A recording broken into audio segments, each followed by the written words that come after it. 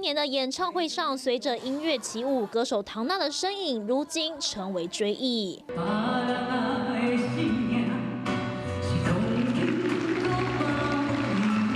还跟吴宗宪合唱有说有笑，但现在居然被证实死因并非胰脏癌，而且发病的时间就在这场演唱会后。今天是一个美好的日子，因为2024年终于已经送走了，迎来了今天2025年最得到祝福的一年。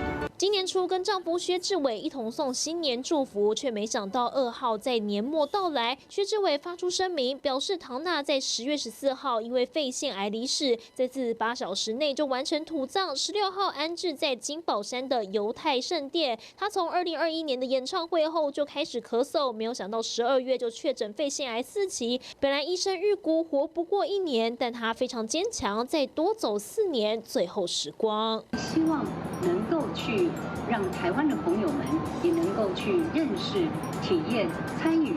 协会直到今年1月都还有更新影片，但或许到后来，唐娜已经没有办法再露面。丈夫表示，12月14号将会举办唐娜的追思会，希望朋友还有粉丝们都能够再次因她而聚。TVBS 张家宝、林文综合报道。